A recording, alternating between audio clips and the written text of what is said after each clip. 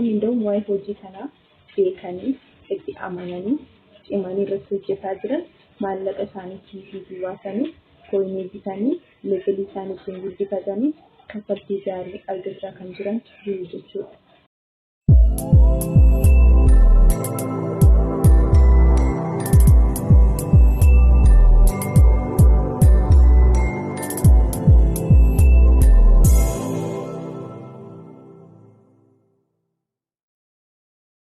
Araarri waaqayyoo karaa kallattii jirtan hundumaatti isiniif haa baay'atu. Akkam jirtu nagaa keessanii ani nagaa keessi galanni waaqayyoo haa ta'u. Egaan nagaa kootti ansutiin guyyaa kaleessa dheengaddaa hojii onlaayinii jedhee maxxansa karaa feesbuukii kaa'e irratti namoonni baay'ee yaada garaagaraa naaf haa tursanii. Garii keessan dhugaa miti jechaa jirtanii, garii keessan immoo hin baasu jechaa jirtanii.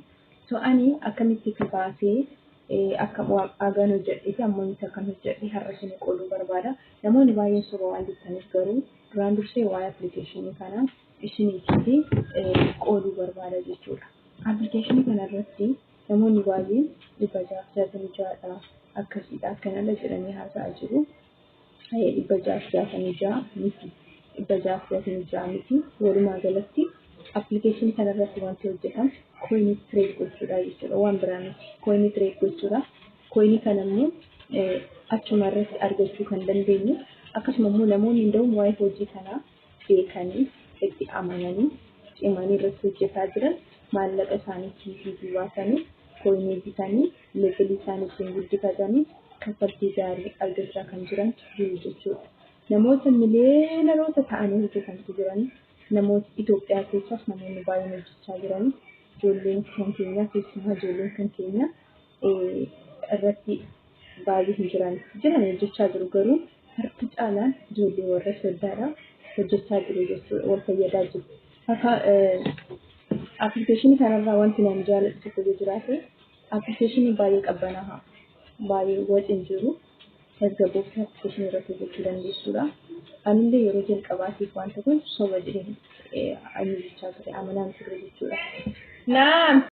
Okay guys, appilikeeshiniin suni appilikeeshinii kana jechuudha. Appilikeeshinii kana gaafa galtan bifa kanaan isinii fida jechuudha. Kino argaa jirtan namoonni baay'een kino jaarsi kun illee hojjechaa jira jechuudha. Jaarsi kun akka Itoophiyaatti nama hangafa jechuun hin danda'amaani galii guddaa argachaa kan jiru. እና ብሎota baay'eetu jiru isin jedhaan yeroo dhiyoo gara lokeeshinii Itoophiyaa irratti kan jijjiiramanii duraan asirratti Dubaay irrattidha jechuudha. Yeroo sana lammiiwwan gara biraan argaa ture haa ta'u garuu gubbaa kanarraati lammii barbaadanii filattanii jechuu dandeessu. Okay. Otoo akkanatti appilikeeshiniin kun isinii fida jechuudha gaafa buustan. Gaafa buustan akkanatti gaafa isinii fidu iddoo ampoolii fakkaattu mataan ishee ol garagalee jiru shanaffaarra kan jiru yookiin harka mirgaatiin tokkoffaarra kan jiru kana akkasitti tuqnaa jechuudha. Gaafa tuqnee peejii piroofaayilii koo naaf fidee jira jechuudha. Egaa ani pooyintii naannoo 97,100 galee ture har'a garuu exchange godhee jira jechuudha. Exchange godheetiin jira. Kanaaf exchange kan hin godhe namaafiin akkuma isinii maxxansee ture withdraw godheetiin jechuudha.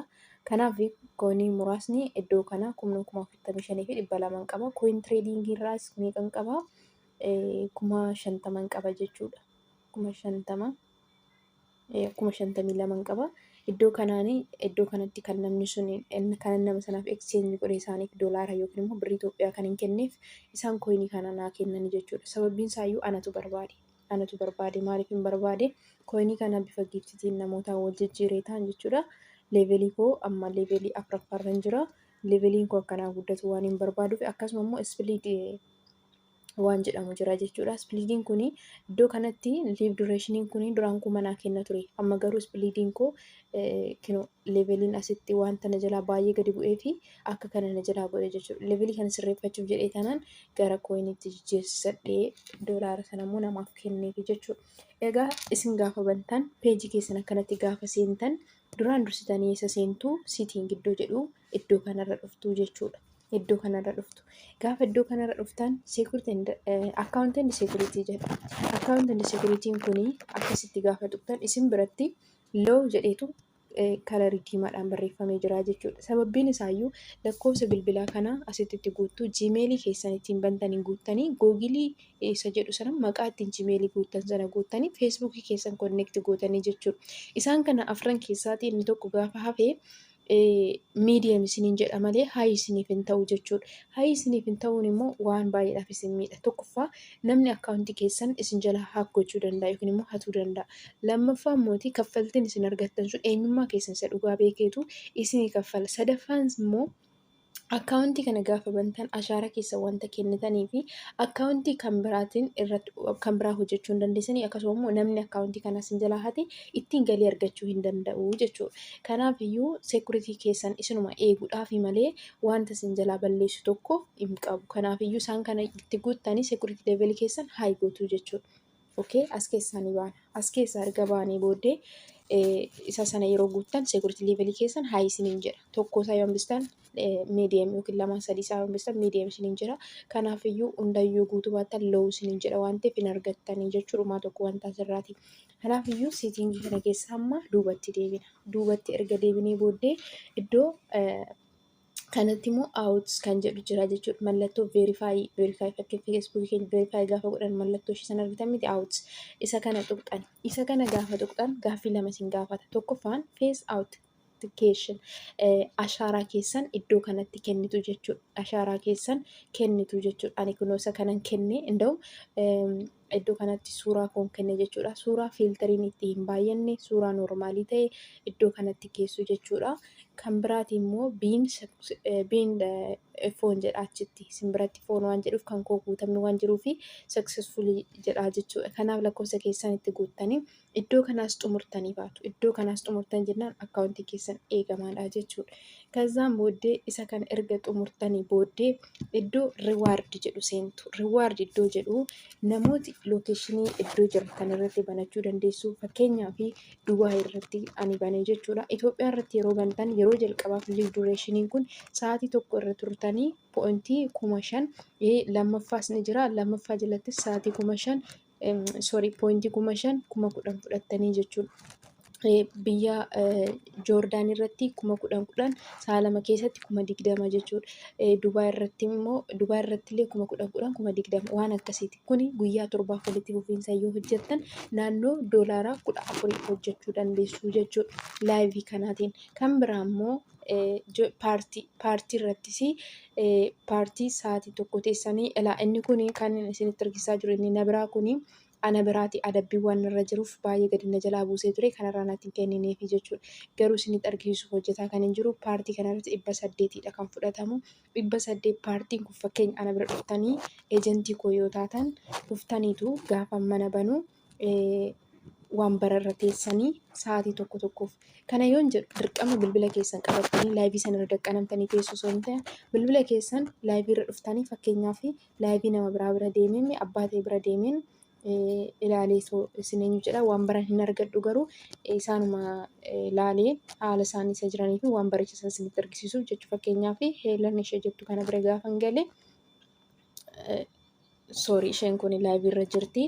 Namoota paartii irra jiraniin ilaala. Paartii irra namoota jiran mee jara kana bira yoon seene okay. Jara kana bira yoon seene fakkeenya paartii irra jiran kun jarri kun akkuma argaa jirtan paartii irra jiran jechuudha. Paartii kanarratti waan bara kanarra dhuftanii akka faamiliitti fakkeenyaaf anaaf ejentii garzee taatan akka faamiliitti yookiin immoo akka mana keessanitti teessanii hojjettuun garuu nama bira yoo ta'e abbuma argitan bira waan bararra isin hin teessisan jechuudha. Maaliif jechuun waan bararra kan isaan isin hin teessisnee fi waan barii kanarra giiftii kennuun ni jira. Fakkeenyaaf isaan giiftii yeroo isaan walii kennan namoota yaani nama hin beekneef callisanii giiftiin kennan isinii galee isaan har'a fakkeenyaaf namni tokko yoo giiftii naa kenna anillee nama sanaaf nan kenna waan akkasii waan ta'eef lammaffaa immoo namni sun isin hojjisiisee akka ofiisaatiifis eenyu argatu dadhabbii hojii isaatii argatu waan barbaaduuf dirqama ejentii isaa yookiin faamilii isaa taatee isa jalatti hojjechuu akka qabdu si godha malee callisee sa'aatii tokkoof waan bararra sin teessisuu jechuudha. Dhuma ta'eyyuu namoonni isaan if ejentii ta'anii hojjetan yeroo jiraatan immoo isiniin baasanii ofii isaaniitii waan barii irratti hojjetu. Fakkeenyaaf maatiin keenya nu duratti nu dhiisanii ijoollee ormaatii fi waan godhanii miti yookiin nutiin alatti nu gatanii ijoollee ormaa mana keessatti galchanii intarneet jedhan. Kanaafiyyuu dursa eenyuuf kennu? Ijoollee isaanii nuuf kennu jechuudha. Sana booddeedha ijoollee ormootaa yookiin kan nama kan biraati kan eenyu jechuudha. Akkuma sanadha jechuudha. Kanaafiyyuu guys. Kanaafiyyuu akka kanatti paartii kan hojjetamu waan bararratti jechuudha. Paartii namoonni na biratti eejentii koo ta'uu barbaadan kinoo koodii isinii piroofaayilii koo jalatti argatan kan isiniif hin kaa'adha. Koomentii jalaa isa sanaatiin dhuftanii eenyu jechuu dandeessu. Laayivii yeroo hin jirus dhuftanii wanta isin rakkisina gaafachuu dandeessu jechuudha. Kaayyoon appilikeeshinii kanaa akkuma isiniin jedhe kooyinii tireed gochuudha. Hiikaa biraa hin qabu. Jeequmsallee hin qabu. Geemii taphachuun illee ni jira. Geemii sanaan illee akka tiiktookii sana jeequmsi hin jiru. Kinoo akkuma argaa jirtan kana ijoollee baay'een isaanii kinoo tasgabbaa'anii callisanii jechuudha taa'anii kan jiran. Amma fakkeenya paartii kanarra galtanii waan barii tokko qabattanii silkii keessan muyitii gootanii lafa keessanii hojii keessan iddoo barbaadanii hojii keessan hojjetatanii yeroo sa'aatiin keessan dhuftaniitu risiivd gootuu jechuudha. Risiivd gootuu jechuudha. Kinoo akka kanatti miiseejii isinii fida. Ani fakkeenya daqiiqaa 60 kan inni hojjedhe 1,000 akkasuma ishee kana ganama waan na adabeef isinii kun isheen shashanii kun erga na adabee kana na jalaa godhee jechuudha. Sababbiin inni na adabeef immoo maalinni yoo jettan dukkana keessatti laayivii gale. Dukkana keessatti laayivii wanta hin galeef dukkana hin jaallatu na adabee jechuudha. Guyyaa tokko toon hojjedhu billaa wayii waan harka koo jiruuf na harkatti argee billaa sanaaf illee na adabee jechuudha. Kana caalatti namoonni ijoolleen keessumaa dubartoonni daa'ima qaban daa'ima harma isaanii hoosisaa yeroo laayivii irra taa'an hin adaba. Akkasuma immoo qoma qullaa boodii garaagaraatiin shamarran laayivii irra taa'an hin adaba jechuudha. Kanaaf appilikeeshiniin kun ani appilikeeshinii jaalladhe keessumaa tasgabba'aa wayitiidha. Laayivii kana immoo isa sa'aatii tokko kana yookiin daqiiqaa 60 kana gaafa seentu dirqama sa'aatii tokko sanitti fufiinsaan hojjechuu qabda osoo hin taane teessee laayivii sana daqiiqaa 30-20 yoo hojjette booda addaan kuttee yeroo bizitaatitti addaan kuttee booda yeroo gizee argatetti deebi'uu dandeessa. Kana kan gootu sa'a 24 keessatti yeroo sii kenname qofatti jechuudha. Yeroon isaa kan itti jijjiiramu akka Dubaayii galgala keessa sa'a 8dha. Akka Itoophiyaatti garuu sa'aatii tokkotti jijjiiramaa jechuudha. Sa'a tokkotti jijjiirama waan ta'eef osoo inni jijjiiramin hojjechuu qabdu. Inni kan biraa waa'ee giifti booksii anillee fudhadhe natti fakkaata. Xumureera natti fakkaata. Asirratti lakkaa'u ture. As iddoo kanarratti lakkaa'aa ture jechuudha. Akkasitti mana nama laayivii nama yeroo seentan giifti akkasitti booksii sun lakkaa'u booksii sana keessaayidha kan yeroo inni lakkaa'ee xumuru fudhatanii jechuudha. Kazaan kooyinii sun gaafa walitti sassaabdan iddoo kanatti isinii dhufa. Iddoo kanarraati bifa giiftiitiin gaafa jijjiirtan bakka pooyintii sana isinii gala. Pooyintii sun walumaa galatti doolaaradha jechuudha. Ani gaa isinitti himee jira. Baasee waan hin jiruuf namaaf ekseenji godhee waan hin jiruuf iddoo kanaa doolaara naa bahuu hin qabu. Doolaara 10 gaafa geessan baasuu dandeessu. Akkasuma immoo ekseenji namaaf gochuu dandeessu. Leevelii keessatti guddifachuu dandeessu isiniin jedhee jira. Kana fakkaata. So guys, hojichi kana fakkaata. Taaksiin dhiiraa fi kan dubartii immoo gargari jechuudha. Gargari kaffaltii isaatis gargari. Keessumaa dhiironni namoonni ciccimanii waa'een hojii kanaa galee fi hojjetaa jiran maallaqa ofii isaaniitiin kooyinii bitanii leevelii isaanii guddifatanii shamarran leevelii 3 lamaaniyyuu laayivii galuu danda'u. Laayivii galanii hojjechuu danda'u jechuudha. Dhiironni garuu leevelii 5 yoo seenan qofadha. Kanaafiyyuu isaan maallaqa isaanii kiisii keessaa baasanii kooyinii bitanii leevelii isaanii guddifatan. Kooyiniin sun zooree nama isaanumaaf deebi'a jechuudha. Maallaqa isaaniitiin gaafa kooyinii bitan fakkeenya kooyinii 1,000 birrii 1,600 1,500 fakkaata qarshii Itoophiyaa jechuudha. Gaafa bitanii kooyinii nama sana birrii kennan sun kooyinii gaafa kennuuf kooyinii kana nama wal jijjiiraan fakkeenyaaf anaan namni tokko gaafa wal na jijjiire kooyiniin kun gara pooyintii dhaqaa fi garuma doolaarasitti maallaquma isaa ta'a zooree jechuudha. Inni birrii isaa baasee bite sun garama kanatti hin deebi'aa fi already hin baduu hin deebi'aa fi leevelii isaatu immoo ittiin guddifataa jechuudha. Ittiin guddifatee ka'eetu mana isaa banee laayivii irra taa'ee ijoollee invite godhee invite nama tokkotti yoo namni sun cimee akka isaatitti hojjeteef nama sanas itti argisiisee haala jiru isaa barsiisee invite nama tokkotti. Kanaaf dhiironni baay'een jalqabarra aarsaa gurguddaa kaffalanii ka'anii boodarra ciisanii yeroo boqonnaa sanatti yeroo rafan taraa ijoolleen isaan invite godhan sun ijoolleen ijoollee isaanii isaan invite godhan suniitiitti taaksii kaffalaafi jechuudha. Kaza yeroo riba ka'utti received godha kan nama sana received akka sana jechuudha. Kanaaf iyyuu wanta baay'ee salphaadhaa fi ani hojii gamatti kootii wajjin jaalladheedha.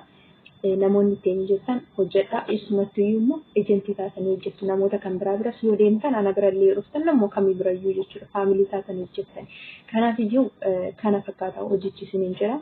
Shamarran immoo laayibirraa yeroo paartisaa tokko ta'an pointii 800 kennaa fi dhiirri daqiiqaa 15 ture pointii 200 waan akkasii fudhataa jechuudha. Laayivii isaanii ture teessuma laayivii isaanii ture gargari. Akkasuma immoo badhaasni isaaniillee gargari jechuudha. Kanaaf dhiironni baay'een isaanii aktiivii isaanii mana isaanii irratti hojjetaa jiran. Kanaaf akkan isiniin jechuutiin jaalladha. Yeroo gaarii gaaffii yoo jiraate yaada yoo qabaattan koomentii jalatti naa barreessaa. Koottaatiin hojjedhaa isiniin jechuu jaalladha. Galatooma.